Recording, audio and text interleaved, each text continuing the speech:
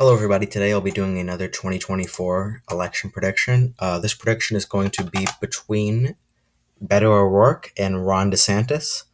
I'm interested in making this prediction because I think Beto could possibly, I think he'd be more of a vice president in 2024. However, he could still be elected if he decided to run again. He does have a strong base in the Democrat Party, and he did get around 7% in some of the Democrat primary polls before he did eventually drop out. So I do think he has a shot at it. Obviously, DeSantis has a shot at the Republican nomination. So I'm a bit interested to see how this plays out, and might as well get right to the prediction. So, as I stated at the beginning of all the videos, I'm not going to be really saying specifically with the margins whether New Jersey is lean or likely or safe, because they will all go to Beto O'Rourke. So, not going to be going into depth on that. And those are all the stuff that are pretty much guaranteed. I'll just say Colorado as well, because I think Beto actually will do well in Colorado. But let's go to DeSantis. I do think DeSantis is a Trump appeal. I think he will be strong in the Rust Belt. I think he'll be strong in the suburbs. But Beto will also be strong in the suburbs, so it could even out. I do think DeSantis has a stronger Rust Belt appeal, however, and we'll see how that works.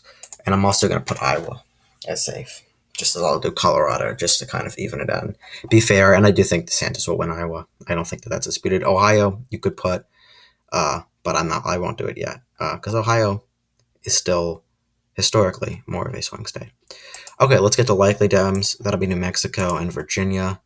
And that will be, I'm going to leave it at that for, yeah, I don't want to touch anything else right now. I actually want to leave a lot of the stuff for the lean and tilt. So I'll put those two at the likely states. I may do Maine at large in New Hampshire. Actually, I'll leave it just because I just don't think, I think DeSantis will make a little bit harder in the Northeast. I know you wouldn't think he'd have that appeal, but I do think he does have a nationwide appeal and it would hit in the Northeast. Trump had somewhat of a Northeast appeal, or you could just say Hillary was just hated across the country, but Biden obviously did very, very well up here. But I don't think, obviously, Beto is not Joe Biden, and I don't think he will do as well as Joe Biden did. But anyway, we'll get to the likely Republicans. That'll be Ohio, and then that'll be Maine 2nd District. And then we'll go on from there. Okay, so lean. We'll do Maine at large as lean. We'll do Nevada lean. Okay, so I haven't touched Texas yet, obviously, because that is Beto's home state. With Georgia and Arizona, it's going to be very hard. I think DeSantis actually would be popular in Georgia and Arizona. Obviously, the trends are going to the Democrats, or to the left in these specific states. I do think DeSantis is an appeal. Beto might have an appeal there. I don't know how well. I just don't think he will do well with the black community, the way that Biden did or Hillary did or Obama did. He's just not the type of candidate. So I'm not going to characterize it Georgia yet. For lean, it did go to Biden by 0.2%, so who knows how much it will expand. I mean, it shifted 5 points, obviously. That's a big margin. In Arizona, maybe they will stagnate. Maybe they'll shift more. We'll see what happens. But I'm not going to touch them yet. And for lean Republican, we'll do Florida and North Carolina. I'm not touching Texas yet. And the rest I will put in tilt states. So DeSantis will be at 195 and Beto will be at 217. So I'll start with the tilt Republican states. Texas will tilt Republican. There you go. So you can give DeSantis more. Beto will give him a run for his money there. He did very well against Ted Cruz, although he did lose. He did very well against Ted Cruz. And actually almost won the Senate race.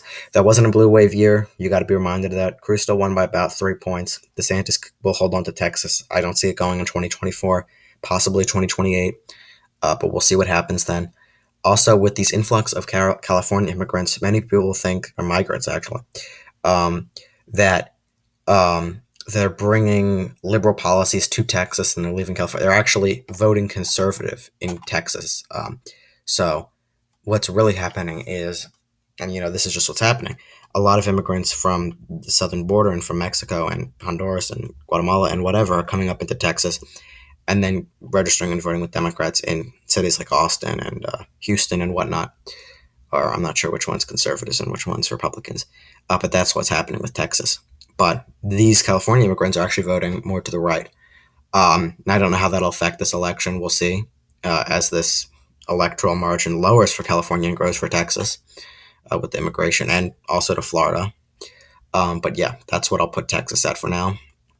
Um, we'll go back to Beto. I'll give Beto Minnesota. Still think he'll hold on. It's shifting. Went back to Biden big, but Hillary, Trump almost won it, lost by a point and a half. It'll shift back. Yeah, I mean, it'll stay in the Biden column. You could put it at leans. I mean, you could go as far as to. I just don't know enough about how rapidly the demographics are shifting in states like Minnesota. Obviously, much quicker in Wisconsin, Pennsylvania, Michigan, a little bit in the middle. Minnesota slower. And I'll actually put in leans for now, just because I don't know. Maybe it could go to Beto 2 to 3 points, maybe 4. So I'm not gonna do tilt yet actually.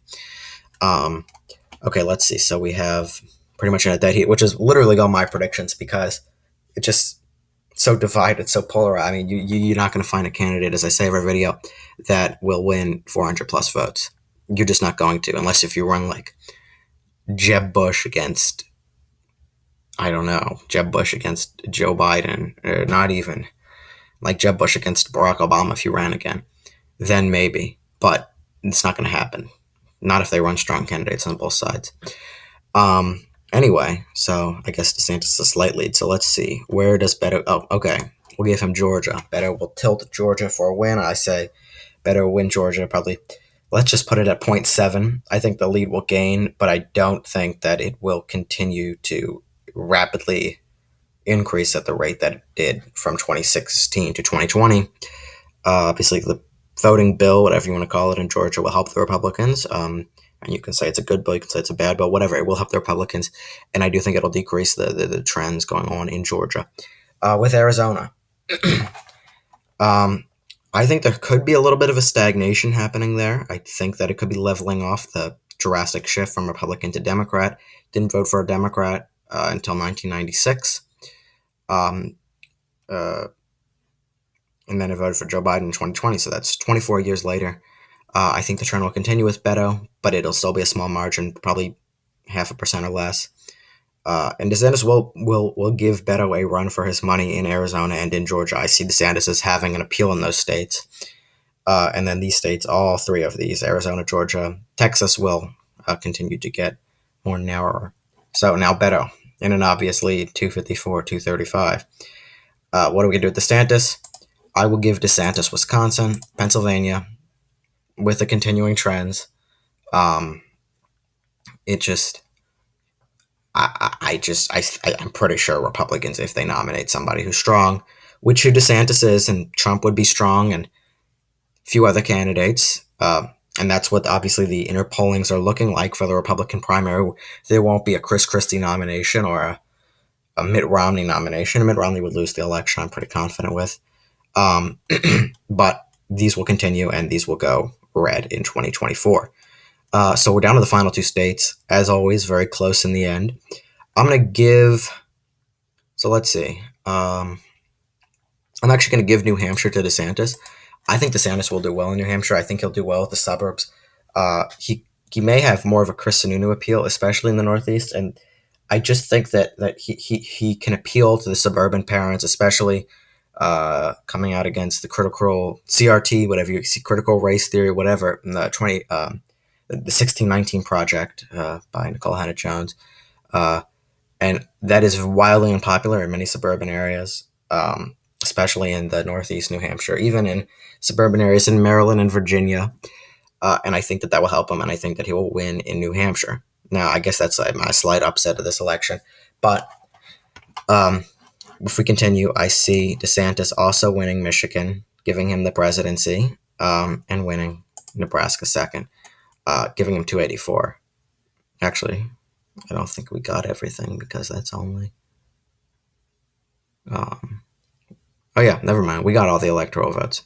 But yeah, I think that the trends will continue in Michigan as well. Maybe slightly slower. Wisconsin maybe actually be a lean state. for DeSantis. I'll put it at lean. Um, but Michigan I think will tilt as well. So I just see the Rust Belt is going to start going. Minnesota will go slightly slower, but the Rust Belt will shift.